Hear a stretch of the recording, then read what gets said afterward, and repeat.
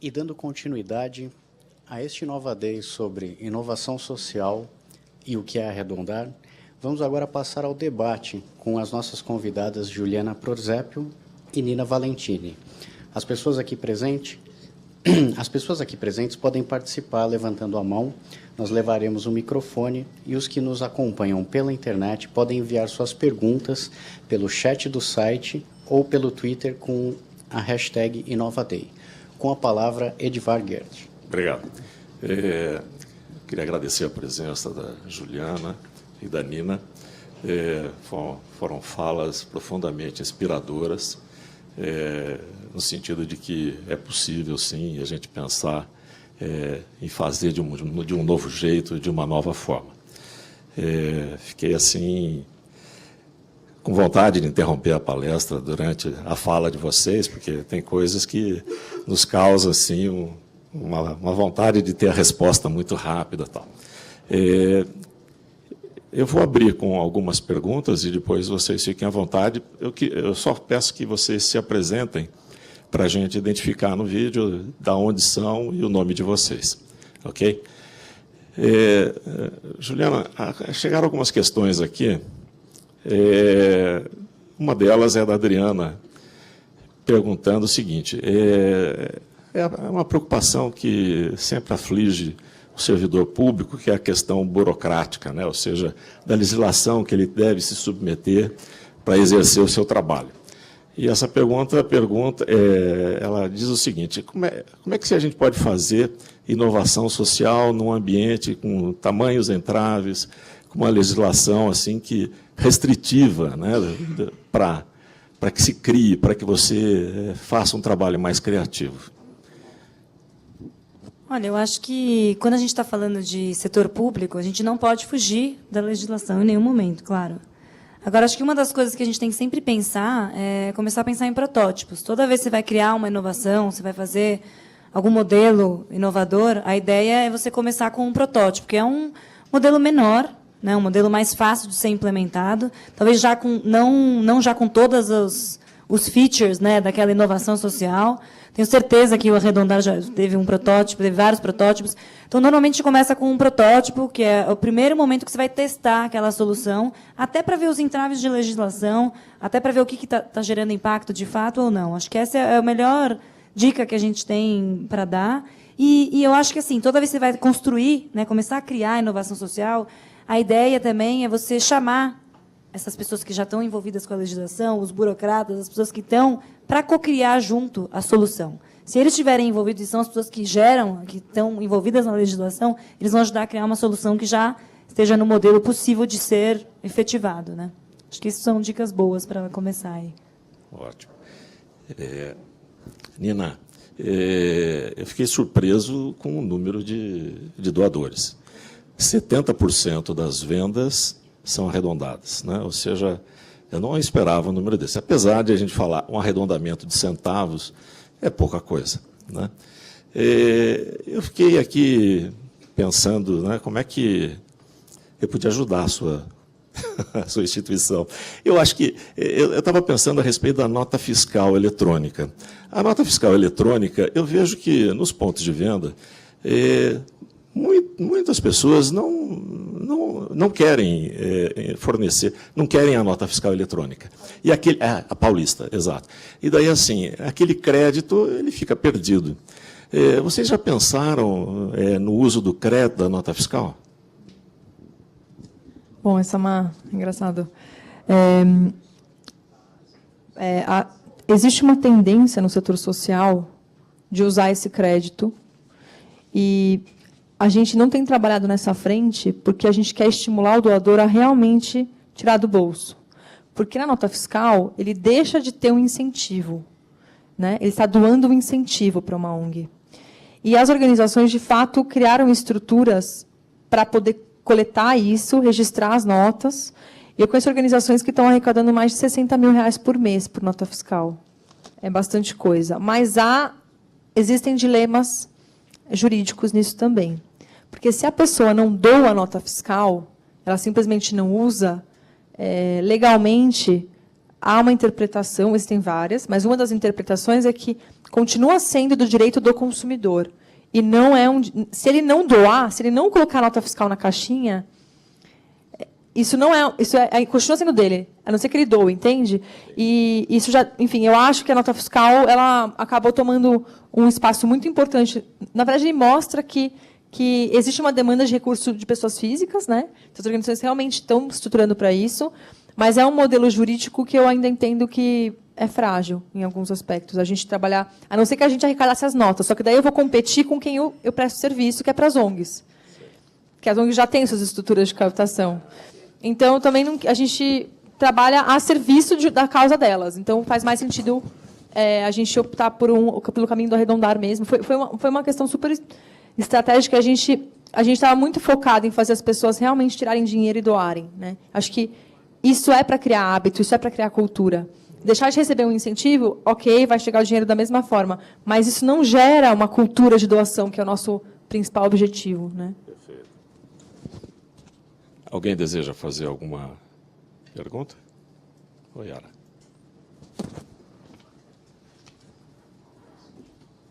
Bom, meu nome é Yara, eu trabalho na equipe do IGOV-SP e na Superintendência do Poupa Tempo. Eu queria perguntar para a Nina se existe alguma divulgação, algum movimento junto ao consumidor. Né? Pensando no consumidor que tem aquela dificuldade em doar e a desconfiança de que aquela doação vai chegar no seu destino, se não tem uma divulgação, alguma coisa para que o consumidor comece a exigir ou dar preferência e isso gerar um interesse maior no estabelecimento para entrar no programa. Tem vários níveis, né? Tem várias perguntas na sua pergunta. Eu vou começar uma por vez. A gente trabalha muito com transparência. Quando a pessoa doa, ela recebe um comprovante de doação que vem com o CNPJ do arredondar e o site para ela poder acessar e ver onde está indo o recurso. Eu acho que a primeira barreira é a pessoa perceber que é sério. E eu acho que isso acontece de duas formas. O bom treinamento da força de vendas, a força de vendas acreditar que é sério. Então, a gente está levando vendedoras nas ONGs, a gente está fazendo enfim, não só treinando conceitualmente, mas fazendo o engajamento, né, das vendedoras. A segunda coisa é o material de comunicação no ponto de venda, que eu falei que a gente tem. Então, você vai ver que tem um material que explica tudo, que a pessoa pode, enfim, entender o que é o arredondar. Mas fora do Brasil, no modelo da Alemanha, que é o modelo mais parecido com o nosso, que é de muitas redes para muitas ONGs, ele fez uma coisa, ele tinha muito mais recurso para começar, um fundo enorme de doadores. Então, ele fez uma mega campanha nacional para as pessoas pedirem para as lojas arredondarem. E isso super funcionou. Agora, isso é uma coisa que você precisa ter muito recurso para fazer, porque é caro, né? Fazer uma campanha, enfim, nacional ainda é um desafio. A gente vai chegar lá, mas ainda não chegamos. E lá é outra cultura já na Alemanha. Então, tem vários videozinhos de pessoas que entram na loja e falam, posso arredondar aqui? Ah, não pode. Então, eu não vou comprar. Ela deixa de comprar porque ela não pode arredondar, que é incrível. Eu brinco dentro do escritório que a gente só usa roupa que arredonda, só das marcas que arredondam, né? Mas é porque, claro, a gente está super envolvido.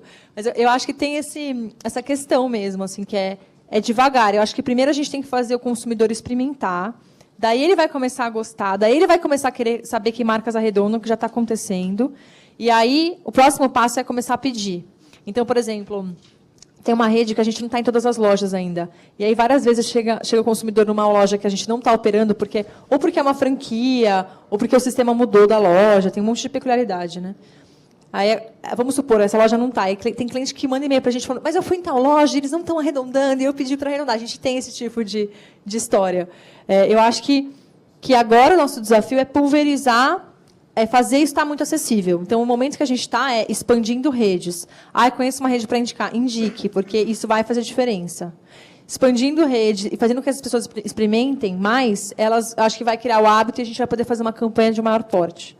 Mais ou menos por aí.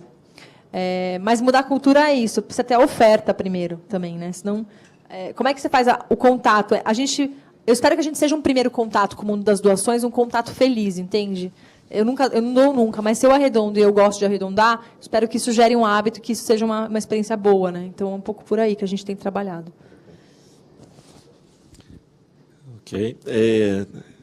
Chegou uma outra pergunta aqui para a Juliana, que é assim, Juliana, eu acho que não é bem uma pergunta, acho que é uma provocação. né?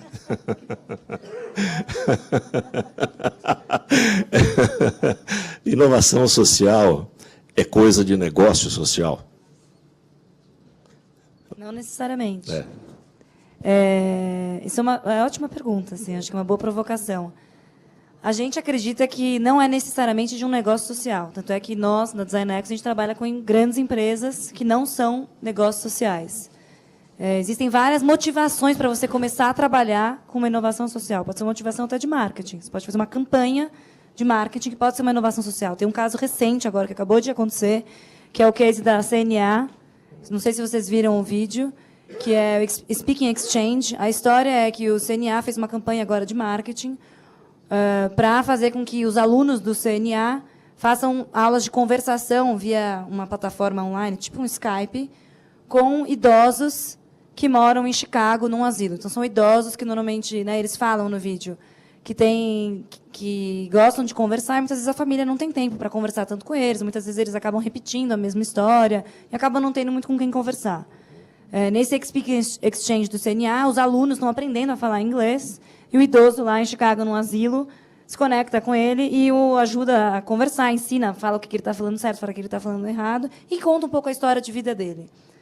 Além de fazer, né, um momento onde o idoso pode conversar, é legal porque o aluno aqui do CNA brasileiro, ele começa a gerar empatia também pelas histórias dos idosos, e não só pelo idoso lá de Chicago. Ele começa a ter uma nova relação com o idoso também aqui no Brasil. Então, essa foi começou, por exemplo, com uma campanha de marketing para gerar, né, buzz em cima da marca, para gerar conhecimento em cima da marca, etc.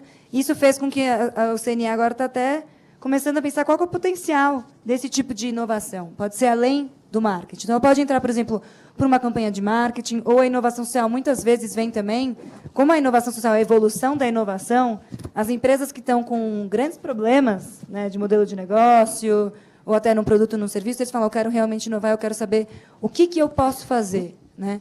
Um outro modelo de inovação social você pode ver também a partir do propósito. Então, grandes negócios que estão começando a repensar o seu propósito de existência, que não é só lucro, né, que a gente estava falando na palestra, para começar a saber o que ele tem a oferecer. E, normalmente, esse propósito que a gente fala desses grandes negócios tem que estar ligado com o core business, com o que eles fazem, né? O propósito não pode ser um propósito que seja completamente desconexo com o que a empresa realmente oferece. Por quê?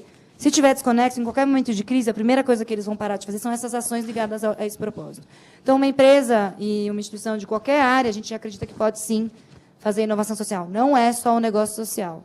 Com certeza, não, né? A gente sabe que tem outros cases também de inovação social, além do CNA. O Walmart já tem um case de inovação social, que é uma empresa gigantesca, que é um case é um prescription program, que é um programa de desconto em medicamentos genéricos nos Estados Unidos. É um programa de acesso a remédios, né, que são genéricos nos Estados Unidos. Tem muitos cases. A Vivo, que agora é a Telefônica, já tem alguns casos de inovação social também. Então, não são só as empresas, né, que são negócios sociais. A EDP, a gente tem diversos cases. A Tecnisa, são empresas que todas a gente sabe que tem casos de inovação social. Quando o negócio nasce, né, social, aí ele é um negócio social. Acho que essa é a diferença.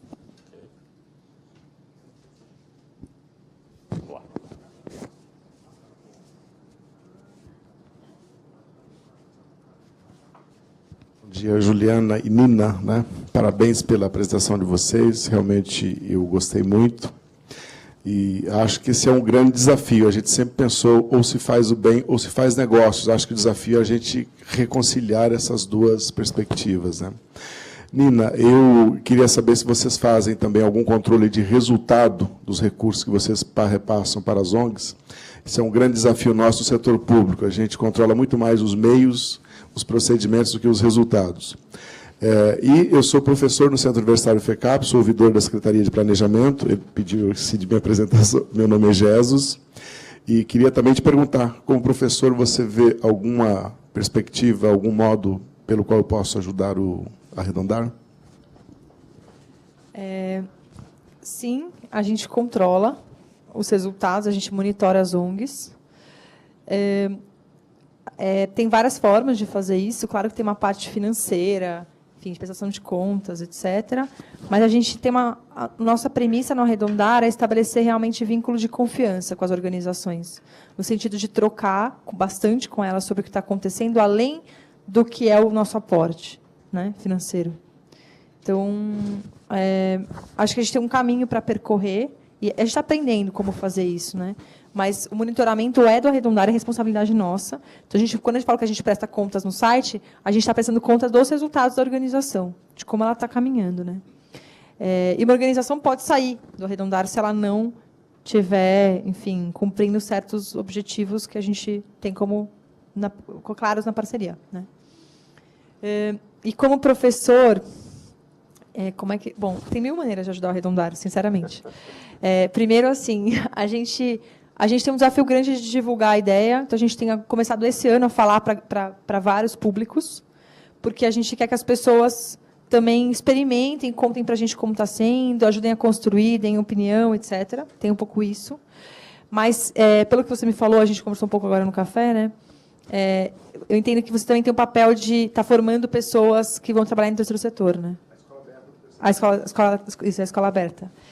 E nesse campo, eu acho que tem muita coisa assim para ser feita que poderia ajudar o Arredondar também, porque a gente tem uma demanda grande de formação de profissionais no terceiro setor. O terceiro setor está melhorando muito, mas assim é até engraçado. Quando eu me formei, faz 3 anos, vários amigos meus falavam assim para mim: "Nossa, Nina, você está no terceiro setor?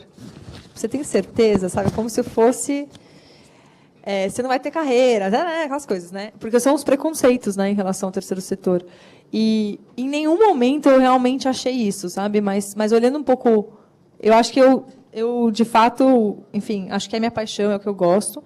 Mas é raro encontrar profissionais bem informados. A gente tem visto que há uma tendência de melhora, mas ainda eu acho que isso é um campo que a gente poderia trocar bastante, não só para dar.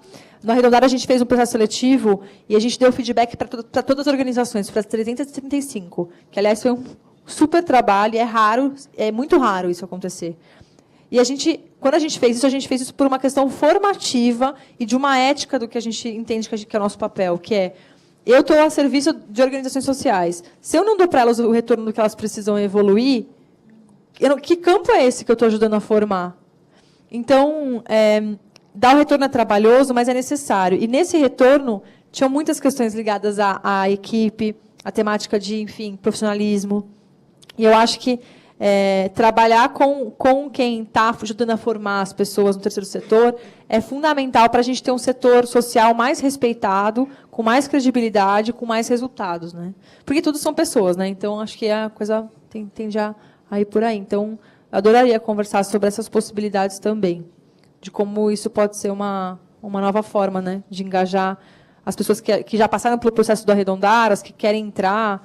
Como é que a gente prepara para que isso seja...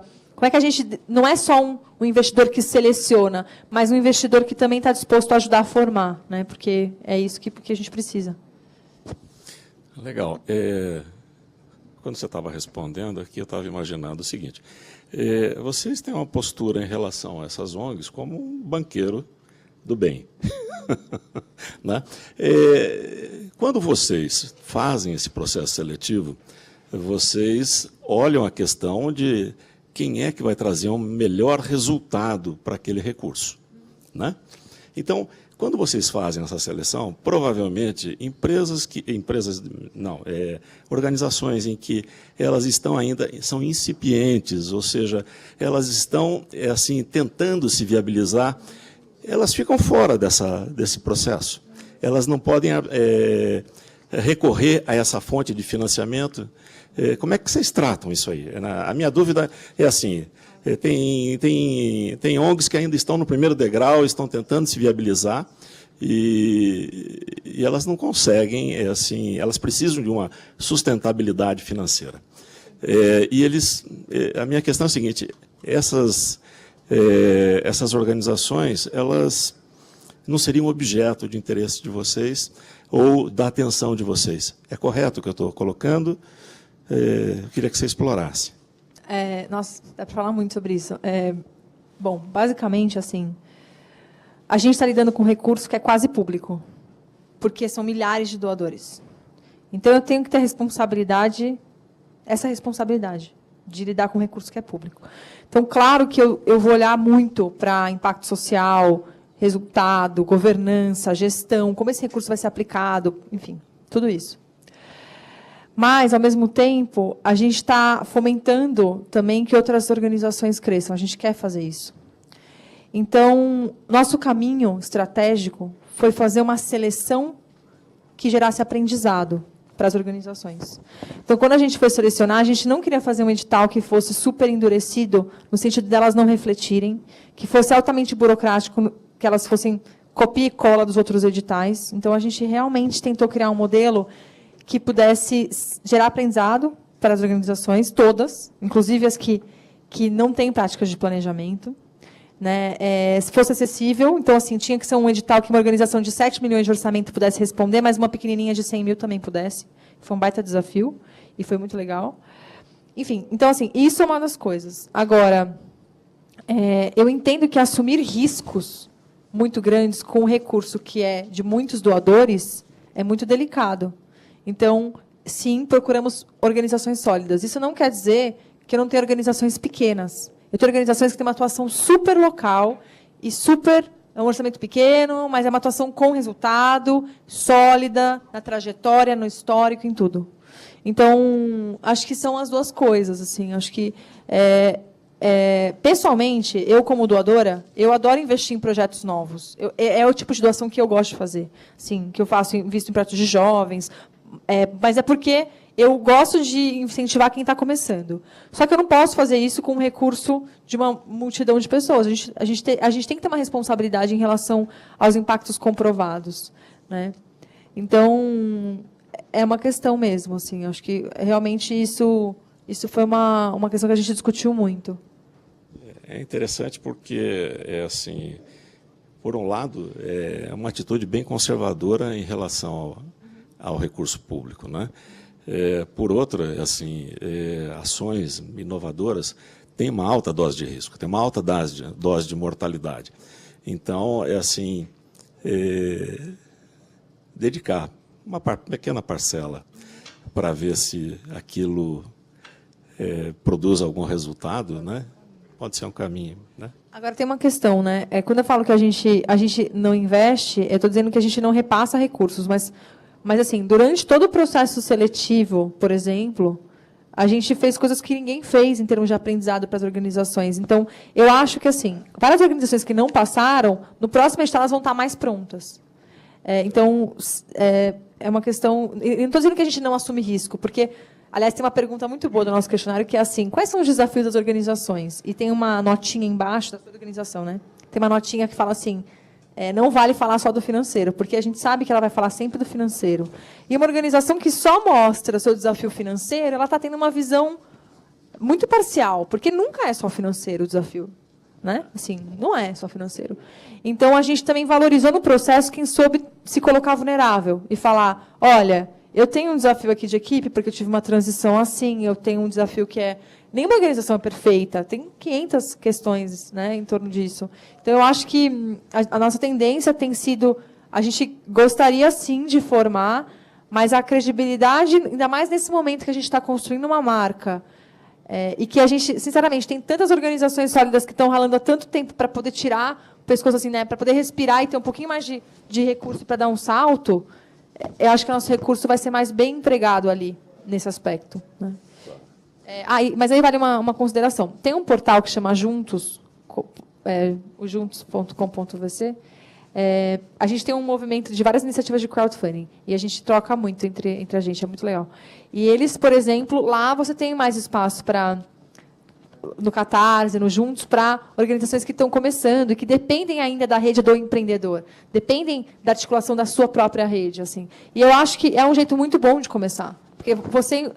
diferente do resto do mundo, o Brasil tem uma cultura de que os principais investidores sociais são privados para projetos de ONGs, e não são as ONGs que mobilizam pessoas para uma causa. E isso está começando a mudar. Então, eu acho que tem um desafio das pessoas conseguirem mobilizar outras pessoas, as ONGs mobilizarem pessoas para suas causas, e nisso construir sua sustentabilidade financeira também, né? Então, mais ou menos por aí. Legal. Eu imagino que esse processo seletivo seja um checklist quase no caminho de um autodiagnóstico para essas organizações, né?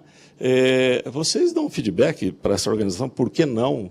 E vocês recomendam ações para que ela se habilite numa outra oportunidade? Como é que vocês trabalham isso? Olha, a gente tem uma ficha assim, muito, muito forte de indicadores. Uma consultora maravilhosa trabalhou com a gente, que é a Ana Biglione, desenvolvendo esse processo seletivo. E a gente tem realmente, a gente olha para muitos critérios, assim, né, nesse diagnóstico. Então, ela faz um autodiagnóstico, mas ela é observada pelo arredondar. Tá? E aí, dentro disso, a gente tem quase um ranking, mas a gente vai discutindo cada organização com os 3 profissionais que leram, etc. Chegou no final desse processo, elas vão receber feedback. A gente abre os critérios, né? Então, é uma transparência, é raro. Assim, acho que a Juliana também sabe um pouco como é esse setor do investimento social. É raro assim, abrir. A gente realmente fala para a organização por que ela não passou. Foi por conta de... Sim, olha, esse é um ponto. Por exemplo, se a organização tem um tipo de dependência muito grande com um investidor, ela tem muito risco. Porque se esse investidor cair, ela está numa fragilidade muito grande. Então, tem coisas muito claras e a gente dá esse retorno, né? E isso também foi muito bom, porque a gente criou vínculo com as 335 organizações que participaram, não só com as 30 que a gente está se relacionando. Então, acho que a perspectiva é de que a gente faça mais editais, mais organizações participem e que a gente realmente possa, enfim, apoiar mais no longo prazo. Tá. Eu vou fazer mais uma. Você tem uma etapa uma etapa seletiva. Uma vez aquela organização ela está habilitada a receber recursos. Qual é a contrapartida que ela deve oferecer para arredondar? Quais são os indicadores de que essa organização continua merecendo esse crédito, continua merecendo essa confiança, ou pode até ampliar valores, tal, ou reajustar esses valores? Ou seja, vocês estabelecem um contrato, um pacto com essas organizações e de que forma isso se dá? Nossa, várias coisas. Todo ano a gente revisa, né, documentos, a gente está fazendo isso agora, inclusive, do ano passado, os documentos padrões, mas acho que nem isso é o mais importante. O importante é que a organização ela tem que prestar contas dos seus resultados anuais para a gente, e também, a gente, dependendo do que a organização faz, a gente cria algum outro tipo de conexão. Por exemplo, tem várias organizações que estão indicando para a gente redes varejistas, que estão ajudando a gente a treinar a força de vendas. Então, é muito legal. A gente faz um treinamento e aí vai uma ONG contar a sua história. É um tempo que ela está destinando para isso e a gente consegue mobilizar mais gente, né? Agora, em termos de relatório, a gente tem um relatório Quali também, que a gente está implementando agora, porque a gente vai começar a distribuir dinheiro agora, né? Então, a gente está começando agora a operação em escala. Mas a gente está desenvolvendo um relatório qualitativo, que a gente não quer que seja a coisa mais burocrática do mundo, porque a gente já sabe que elas têm que prestar conta para muita gente, mas que a gente espera que enfim, a gente possa contar melhor essas histórias. Um dos pontos também tem a ver com contar histórias, porque o que mobiliza as pessoas é ouvir histórias. Então, não adianta só a organização me contar os números. Eu preciso poder conhecer as histórias de impacto que ela tem na ponta, para poder mobilizar. Então, isso é uma outra coisa que a gente vai fazer agora. Começar a contar as histórias das pessoas. Os cases, e, por último, a gente tem um sistema de transparência que as organizações, assim como eu mostrei o sistema dos varejistas, a gente está na reta final de lançar o sistema de transparência para as ONGs acompanharem em tempo real quanto elas têm para receber. Porque hoje ainda fica uma coisa tipo, como que está, quanto eu tenho para receber, etc. E a ideia é que ela entre daqui a pouco e virtualmente ela veja tudo. Ela veja de onde está vindo, para onde está indo, enfim. E aí a gente faz essa conexão. A minha pergunta ela foi, talvez eu não tenha me colocado bem, ela foi mais direcionada em relação a arredondar e as ONGs. Ou seja, aquele recurso, aqueles R$50 mil por mês, é para a operação da ONG. né? E daí, assim, você tem, não sei se você estabelece algum pacto em relação, olha, isso aqui deve significar ampliar os seus serviços, deve significar você buscar outros meios de sustentabilidade financeira, ou seja, vocês devem desenvolver uma captação própria. Então, na verdade, é o seguinte, olha, eu estou colocando 50 mil durante 12 meses, mas esses 50 mil ele tem que produzir um resultado, né? E se não produzir, a gente precisa entender o que está acontecendo. É mais nesse sentido. A organização ela indica onde ela vai usar o recurso e o que ela espera disso. O que a gente faz a gente tem um diagnóstico do quais são os desafios. E isso já foi dito para a organização. Tá? Então, a gente tem, por exemplo, uma organização que falou, olha, eu vou aplicar o recurso. O feedback, eu vou contar assim bem por cima, mas o feedback era o seguinte, a equipe de vocês é excelente, só que vocês estão precisando pensar em sucessão, porque mais para frente vocês não têm problema, vocês não estão formando gente jovem, novos quadros que possam entrar. E aí eles fizeram um projeto assim, vamos usar o recurso para aplicar nisso, e eles desenvolveram uma coisa super legal. Então, às vezes é uma saída por aí. Mas eu não faço um pacto, eu faço um pacto que não é um pacto, olha, você tem que gerar mais tantos atendimentos. Eu faço um pacto dependendo da necessidade que ele me falar. Ele falou, olha, eu preciso disso, eu vou usar para isso, e isso vai gerar esse impacto. Então, tá bom, então eu vou monitorar em cima disso. No sentido de que, assim, entrar na gestão de 30 organizações, daqui a pouco 60, vai virar uma coisa muito difícil entrar na gestão da organização. Não é o nosso papel hoje entrar na gestão da organização. É escolher organizações que façam boa gestão, criar um vínculo de confiança e monitorar o que está sendo feito. É mais por aí. Ok. Tem uma questão para a Juliana e para você também, Nina. Eu acho que você pode complementar. A Gabriela Tamura, que está nos assistindo em Florianópolis, ela colocou uma questão aqui a respeito de se esse modelo de financiamento, se ele pode vir a ser adotado pelo Estado. Né? Esse é o arredondar, né? Ou alguma coisa similar. Na verdade, é um livre pensar, é um pensar aqui fora da caixa. Eu sei que vocês estão sendo pegas assim de chofre, né? Mesmo porque o Estado, quando licita pelo menor preço, então não vai pensar num arredondamento de contas, mas a pergunta é mais nesse sentido, se vocês conseguem visualizar algum tipo de financiamento promovido pelo Estado. Vou falar um pouco só da experiência que eu conheço. Eu conheço mais com conta de água, luz, telefone dos serviços do Estado. A gente fez um estudo operacional para isso. Tem um aparato jurídico muito forte por causa das agências reguladoras. Então, não é tudo que você pode colocar na fatura. Enfim, é uma coisa que realmente teria que vir uma força do Estado com muita vontade política para fazer. Então, sim, é possível, eu acho. Tem casos de bairros fora do Brasil. Na Inglaterra tem um bairro que arredonda as contas de energia para a organização da Associação de Moradores. Então, tem coisas muito legais. Só que eu acho que a questão assim, operacionalmente, é trabalhoso trabalhar com um sistema de faturas, que é tudo que chega por ano na sua casa, 12 vezes por ano. Agora, um outro caminho, que é um caminho que a gente já desenvolveu o modelo tributário no Arredondar, a gente ainda não lançou, mas a gente já desenvolveu, é um modelo que a gente chama de B2B, que talvez o Estado possa fazer internamente, né? Que é a empresa, todos os fornecedores da empresa arredondam suas faturas na hora da compra. Então, tipo, a empresa, uma indústria, tem o fornecedor, ele vai pagar, o fornecedor ele arredonda. E aí toda a cadeia arredonda. E aí esse recurso, essa microdoação, ela vai ganhar uma força maior, porque trabalha também com a cadeia dos negócios. Qual é o desafio? Tecnológico, é mais difícil de monitorar, eu acho, em alguns aspectos. E o segundo desafio é que você tem que fazer o engajamento de todas as empresas, né? Então, você tem que convencer o dono de que as faturas vão ser arredondadas, ele tem que estar disposto a doar. Então, tem um pouco... por um lado, é um one-shot, você faz uma vez, aquela empresa arredonda sempre. Por outro lado, enfim, tem um trabalho de convencimento que eu acho que é um desafio, assim. Acho que, para contribuir, a gente não era um modelo de arredondamento que a gente desenvolveu para a EDP. Era um modelo que, não sei nem como chamar agora, qual que era o modelo dele, mas a ideia é o seguinte, era na cidade de Aparecida, quando você recebe uma conta de energia elétrica, o objetivo da EDP é fazer com que as pessoas economizem cada vez mais energia elétrica, né?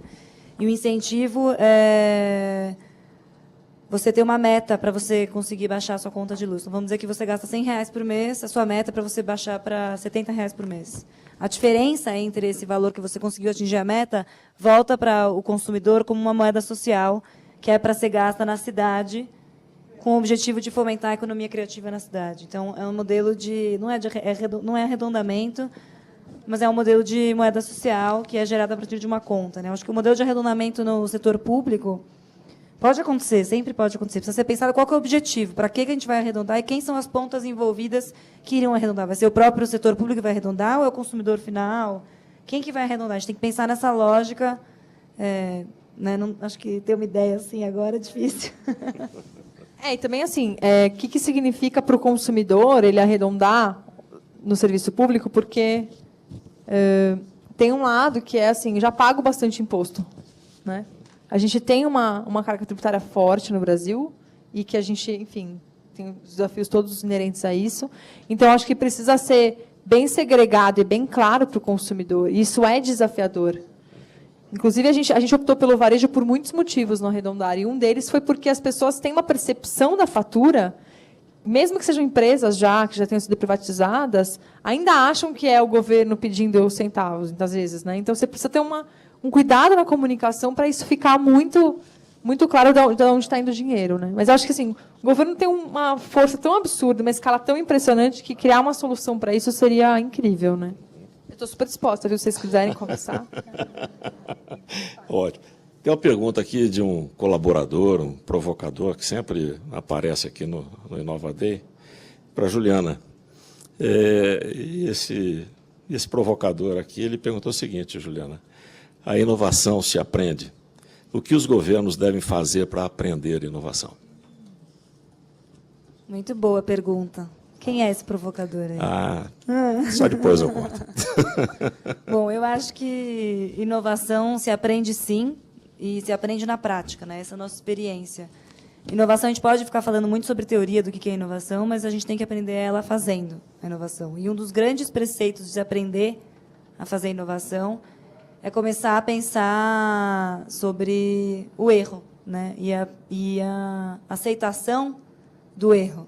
E acho que esses são os maiores entraves que a gente tem hoje nas nossas empresas e no setor público também, porque a gente pode errar muito pouco, porque a escala é sempre muito grande. E por isso que é importante a gente pensar sempre em protótipos, em escalas menores, etc.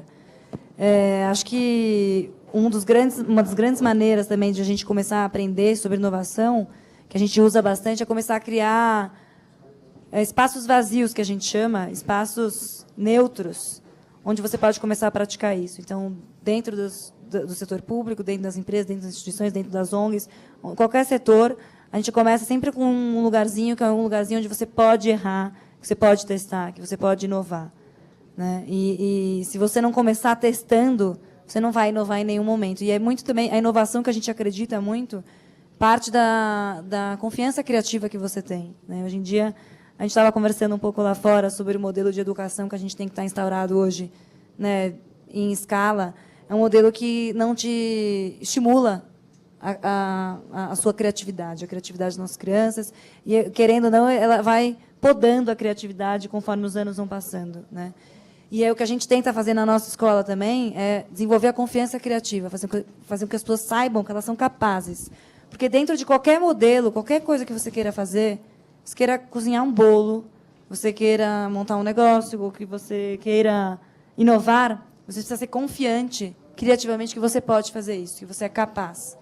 Então, chegando na essência, o que a gente aprendeu, né, durante esse tempo de trabalho, é que a gente precisa começar a valorizar e começar a praticar e incentivar e criar modelos onde a gente pratique e faça com que as pessoas se sentem confiantes criativamente, em qualquer instância, né, desde a criança até o adulto, desde da população que mora nos grandes centros, quanto moram também mais nas periferias. Em qualquer lugar está faltando isso da confiança criativa para a gente inovar, para a gente empreender, para a gente pensar em novos modelos, né, que geram impacto.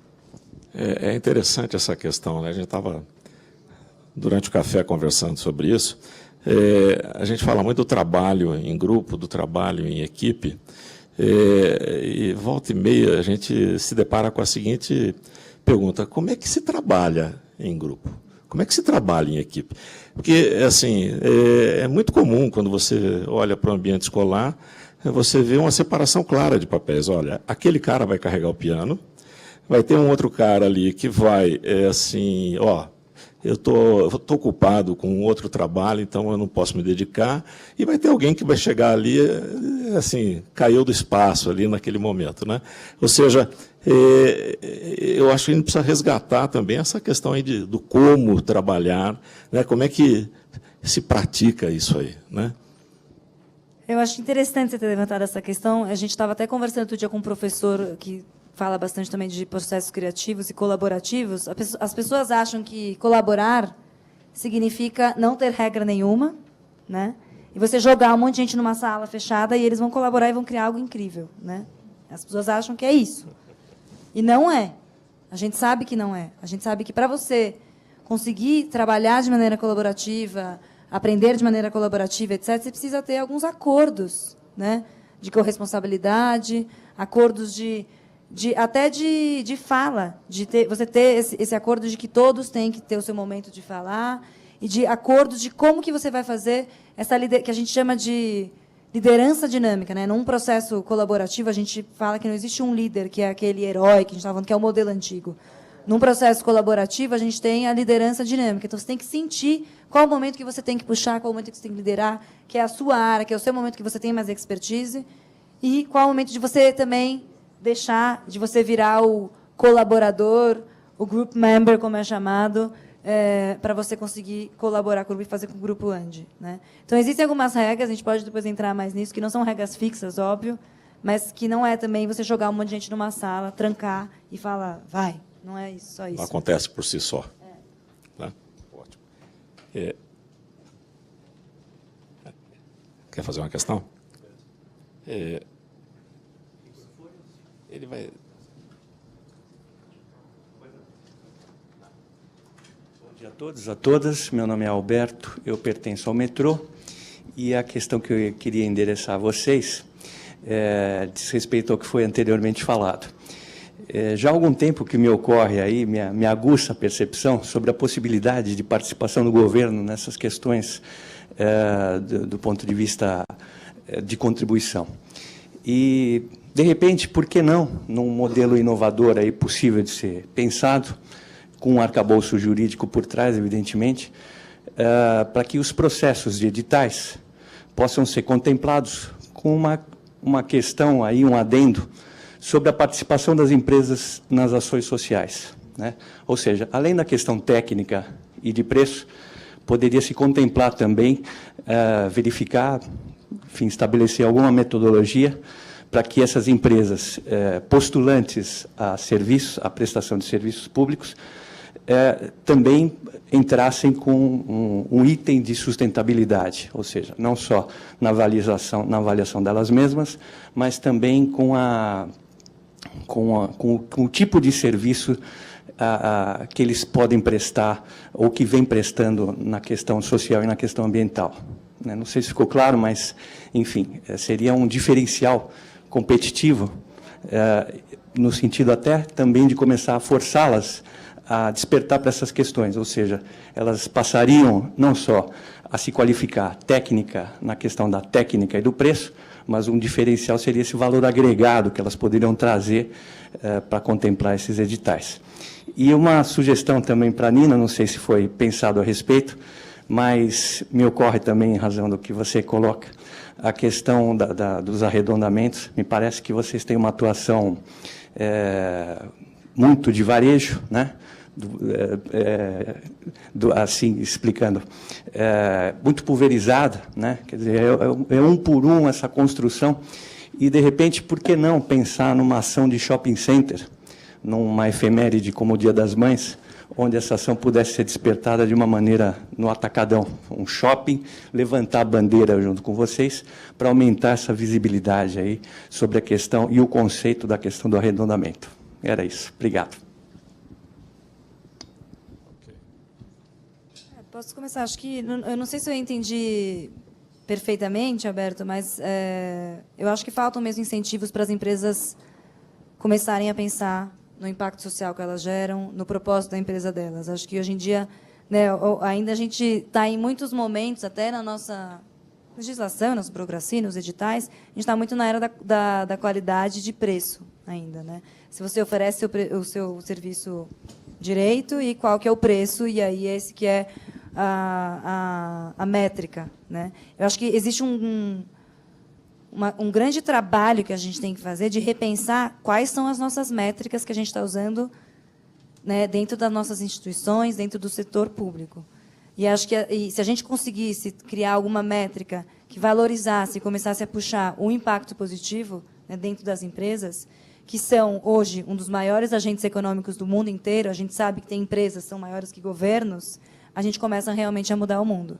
Então, a gente precisa começar a repensar, acho que você não sei se foi isso que você está falando, mas acho que você está certinho nessa linha de pensamento, que a gente precisa começar a repensar as métricas e os nossos requisitos, né? Eu acho que isso gera realmente impacto, quando vira uma política desse tipo, gera um impacto que a gente começa a falar de outro nível, né, de impacto. Porque hoje em dia tem que partir muito da empresa e do propósito da empresa, de ela acreditar que isso realmente vai fazer bem para ela. Isso realmente faz bem, a gente já sabe, tem vários estudos que mostram que a empresa que foca no stakeholder, em todos os atores, ao invés de focar só no acionista, tem uma prosperidade muito maior de vida e tem maiores lucros, né, a longo prazo, não a curto prazo. A curto prazo, as empresas que focam só no acionista ganham mais, mas a longo prazo, a partir de 3 anos, nem é muito, ela já começa a gerar mais lucro do que as empresas que focam só no acionista. Mas essas métricas e esse tipo de requisito nos ajudariam muito a escalar qualquer tipo de ação de impacto, com certeza. Concordo. Tem vários guias, acho que de compras públicas, que falam de práticas sustentáveis nas compras. Acho que o Sebrae tem uma publicação interessante sobre isso. E a minha sensação um pouco é que está faltando disseminar assim, as coisas e as pessoas realmente... Porque muito se fala e pouco se faz. E eu não sei se é criar uma lei, fazer uma legislação que seja obrigatória, em um processo de transição, ou se, de fato, é formar a área pública para isso, né? Para isso incorporar, enfim. Aí é uma coisa que é bem técnica, nem sei responder. Mas sobre os shoppings, você perguntou, a gente está super articulado com vários shoppings, inclusive fora de São Paulo também agora. Mas a gente tem uma questão anterior a eles, que é a gente precisa colocar as lojas para operar nos sistemas que a gente tem. Porque, senão, como arredondar só é possível mexendo no sistema da loja, a primeira parceria, eu fiz uma parceria super estratégica no fim do ano com a AFRAC, que é a Associação de Automação Comercial, e a gente está colocando agora a software house em escala no arredondar. Então, a gente está construindo uma base tecnológica super forte, assim, super bacana. Assim que a gente tiver as lojas dentro, o software dentro, a loja entra. Com as lojas dentro, a gente começa a fazer campanhas dentro dos shoppings.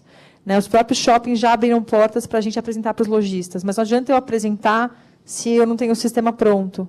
Então, hoje, a minha principal checagem, quando uma loja quer arredondar, é se aquele sistema funciona. Se aquele sistema já está pronto para isso. Né? Claro que a gente já tem marcas fortes. Né? Então, assim, a Lynx, que eu falei que tem mais de 10 mil clientes, muito na área de... Na verdade, eles compraram vários sistemas ultimamente. Eles têm restaurante, eles têm roupa e calçado, tem várias linhas. Né? Mas também a TOTUS também tem um portfólio enorme. A Solaris trabalha muito com pet shop e também lojas franqueadas, enfim, franquias. E agora a Com5, que é supermercado, sistema para supermercado. A gente criou um modelo para supermercado, junto com a Com5. Muito legal, é incrível. Eu estou super empolgada com esse modelo, porque ele é novo também. Mas o shopping ele é fundamental, eu concordo muito, assim, a gente está trabalhando muito nessa frente. É só o tempo das coisas, sabe? É só a gente conseguir pôr as lojas primeiro para as pessoas poderem experimentar e aí a gente consegue fazer uma campanha mais massiva nos shoppings. Ok. Juliana, muito obrigado pela sua palestra, foi muito bacana, foi o otimismo que você trouxe para cá foi muito bom. Nina, muito legal o teu projeto. Estou torcendo para que realmente ele também passe por essa curva da sustentabilidade e tal e avance, né? Obrigado a vocês. Espero assim voltar agora a partir de nosso próximo Nova Day em julho, né? Na última sexta-feira de julho. Muito obrigado, hein? Obrigada.